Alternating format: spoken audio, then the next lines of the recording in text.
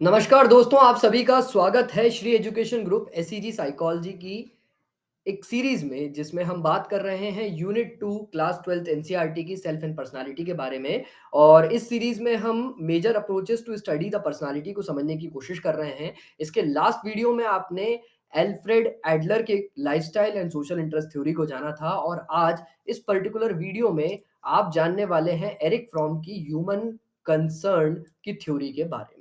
तो आइए हम समझते हैं इस थ्योरी को। तो बेसिकली हम बात कर रहे हैं, जैसा कि मैंने आपको बताया, फ्रॉइड के बाद जो साइकोलॉजिस्ट आए हैं, पोस्ट फ्रॉइडियन साइकोलॉजिस्ट जो थे, उनकी हम लोग इन पर्टिकुलर वीडियो सीरीज में बात कर रहे हैं। तो एरिक फ्रॉम के बारे में अगर हम जाने तो एरिक फ्रॉम इन्फ्लुएंस हुए biological orientation theory of Freud से, और उसी के कॉन्ट्रास्ट में उन्होंने सोशल ओरिएंटेशन थ्योरी के बारे में बात करी। सोशल ओरिएंटेशन थ्योरी क्या होती है, सोशल ओरिएंटेशन क्या है, आइए इस बात को समझने की कोशिश करते हैं। तो बेसिकली जो हमारे एरिक फ्रॉम साइकोलॉजिस्ट थे, उन्होंने समझा कि human is he viewed human being as basically a social being. उन्होंने कहा इंसान बायोलॉजिकल बीइंग होने के अलावा एक सोशल बीइंग भी है। हम सामाजिक इंसान इंसान जो है वो समाज से जुड़ा हुआ है, समाज का हिस्सा है, और समाज से जुड़े होने की वजह से he could be understood in terms of a relationship with other. अगर इंसान की पर्सनालिटी को समझना है तो उस पर्सनालिटी को समझने के लिए हमें उस पर्सनालिटी को ऐसे समझना चाहिए कि वो दूसरे के साथ किस तरीके से रहता है, दूसरे के साथ किस तरीके से व्यवहार करता है, दूसरे के साथ उसका बिहेवियर कैसा रहता है। उस तरीके से एरिक फ्रॉम की थ्योरी सोशल बीइंग के बेसिस पे, सोशल ओरिएंटेशन थ्योरी इस इन स्तंभों पर निर्धारित करती थी इंसान की पर्सनालिटी को। ठीक है जी। तो ये सोशल बीइंग की बात यहाँ पर लिखी हुई है, बट इसके साथ में उन्होंने आर्ग्यू किया, क्या आर्ग्यू किया, that psychological qualities such as growth and realisation of the potential result from the desire of the freedom and striving for the justice and truth. इसका तात्पर्य यह है, इसमें यह कहना चाहते हैं कि अगर इंसान को फ्रीडम चाहिए, अगर इंसान को डिजायर है फ्रीडम का, और अगर इंसान जस्टिस और ट्रुथ के लिए स्ट्राइव कर रहा है, उसको आजादी चाहिए और सत्य की खोज कर रहा है, सत्य को जानना चाहता है, तब तो वह अपना पोटेंशियल अपने आप ही खुद ब खुद ही डेवलप कर लेगा, खुद ब खुद ही उसका पोटेंशियल स्तर बाय स्तर डेवलप होता जाएगा। तो अगर इंसान के अंदर स्ट्राइविंग फॉर ट्रुथ है और उसको अगर फ्रीडम, फ्री होने के लिए, आज़ाद होने का डिज़ायर है, तो उसकी पर्सनालिटी में वो अपने आप ग्रोथ कर लेगा, वो अपने आप को कुछ इस तरीके से बदलेगा, समाज के अंदर कुछ इस तरीके से फिट होने की कोशिश करेगा कि उसको अपना जस्टिस मिले और उसको अपना ट्रुथ मिले और उसको अपना फ्रीडम मिले। इसको ऐसा भी समझ सकते हो आप, वही बात जो मैंने लास्ट वीडियो में कही थी,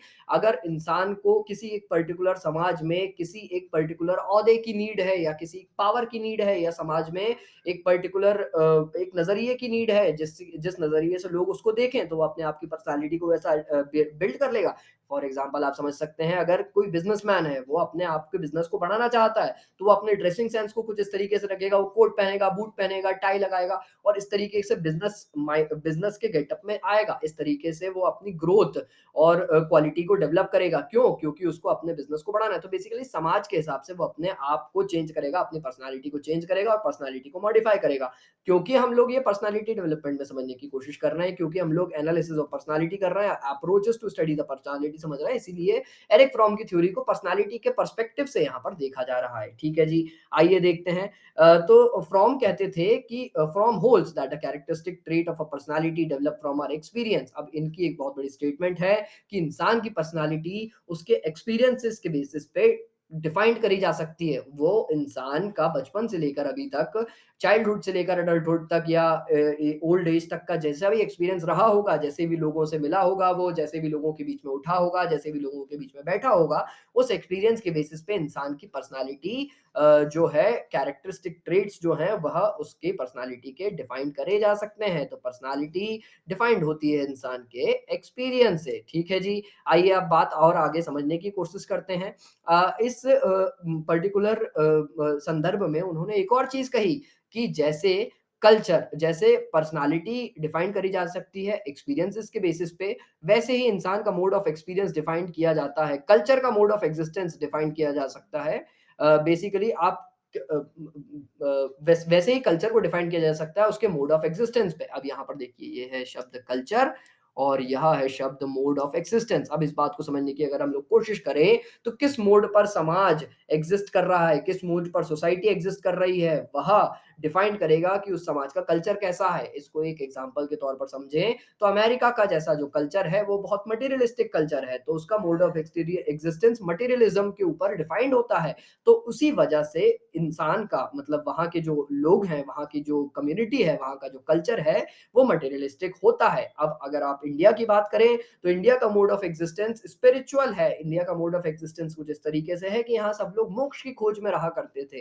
तो यहाँ इंडिया का जो कल्चर है वह स्पिरिचुअलिटी और मोड ऑफ एग्जिस्टेंस किस तरीके से डिफाइंड होता है कि लोग ब्लिस की तरफ ज्यादा अपने आप को अलाइन कर लेते हैं, पैसे की तरफ ना देखते हुए ब्लिस की तरफ ज्यादा अलाइंड रहते हैं। कई जगह पर आप ये मटेरियलिस्टिक भी हो गया है क्योंकि आज का कल्चर बहुत ज्यादा धीरे धीरे चेंज होता जा रहा है। ठीक है जी। तो इस वीडियो के एंड में हम इस आखिरी लाइन को समझने की कोशिश करते हैं।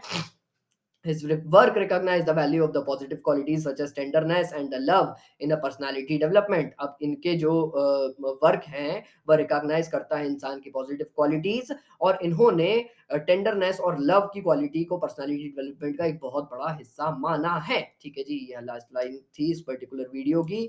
तो आज हमने जाना एरिक फ्रॉम की ह्यूमन कंसर्न थ्योरी के बारे में। उसमें उन्होंने सोशल ओरिएंटेशन थ्योरी के बारे में बताया जो कि कॉन्ट्रास्ट में थी फ्रॉइड की बायोलॉजिकल ओरिएंटेशन थ्योरी की। एरिक फ्रॉम कहते थे कि इंसान एक सोशल बीइंग है, हम एक सामाजिक इंसान जो होता है वो सामाजिक है और वह समाज के बीच में ही रह के अपनी पर्सनालिटी को ग्रो करता है।